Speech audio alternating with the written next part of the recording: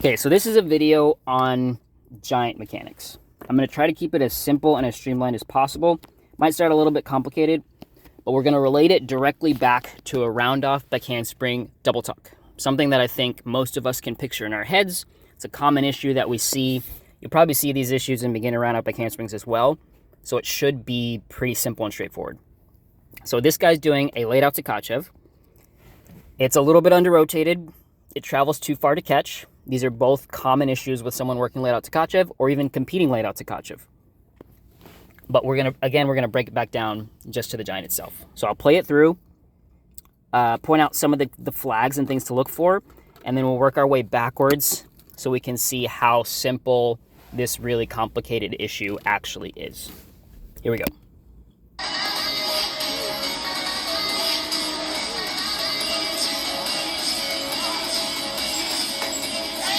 All right, so there we go.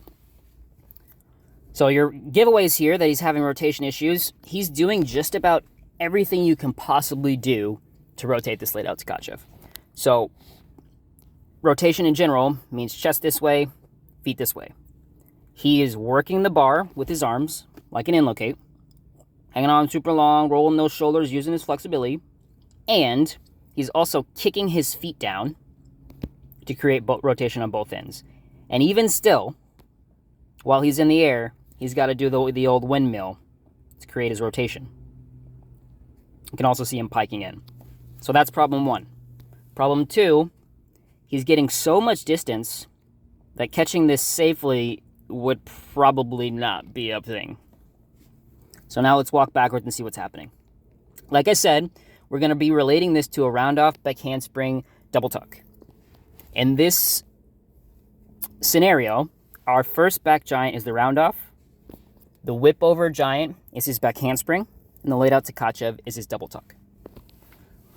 A round-off needs about 360 degrees to be efficient and useful. So from your feet to your hands, about 180. From your hands to your feet, about 180. And that will set you up for a nice backhandspring.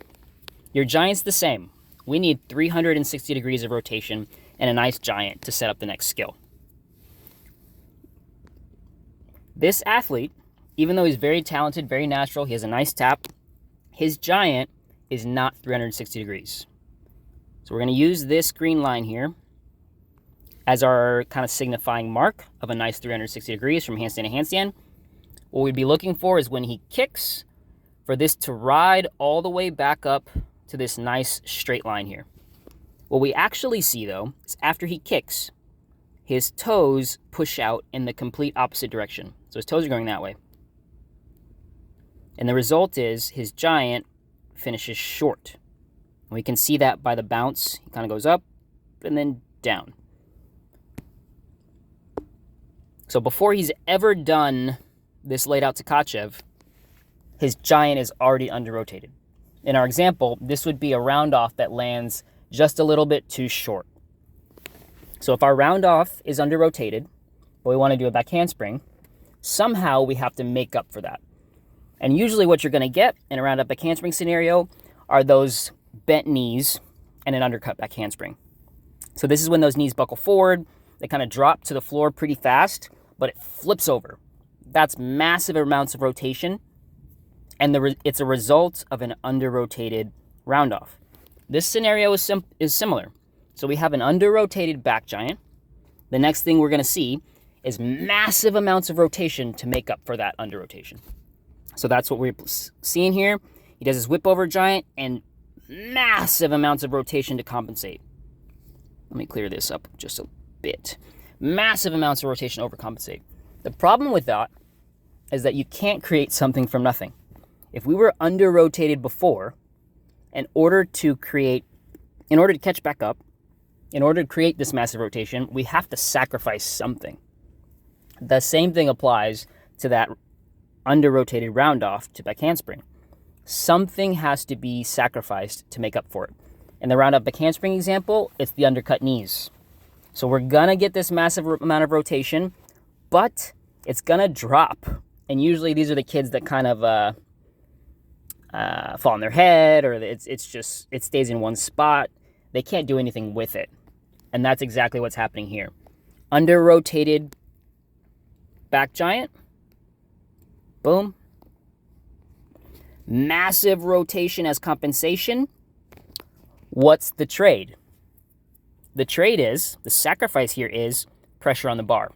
So in order to create that massive amount of rotation, we have to sacrifice pressure on the bar.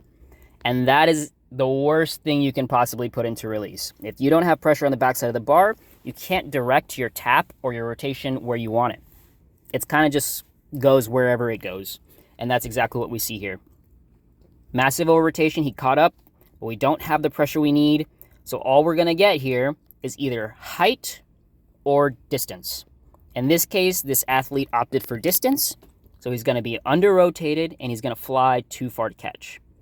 An alternative method or alternative scenario is instead of doing the distance, he goes for height and he would probably land somewhere right here with either a bent arm catch or a chin on the bar. Sounds complicated, but this is the exact same thing you would expect to see, exact same process as an under-rotated round-off. We're going to see those knees buckle in the back handspring.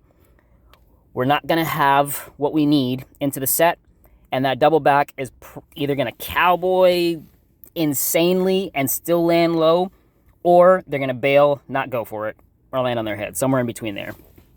This scenario plays out all through gymnastics. We don't have what we need in the beginning, we compensate, and then we pay for the compensations at the end. So the fix for this would not be to address the Tkatchev, because that's not where it started. It would not be to address the whip over giant, because again, that's not where it started. The fix for this is to address that back giant. So simply put, I would tell him to try to get his giant to go all the way to handstand. And I'd probably show a video too, because this is kind of a hard concept to understand.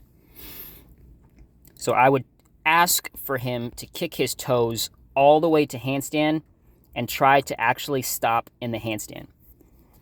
Easiest way for athletes to do this is to tell them to slow down, because if you do a slow giant and it's under-rotated, they can feel it. It feels like they're not going to make it. So they will put themselves where they need to be. Hopefully that's understandable.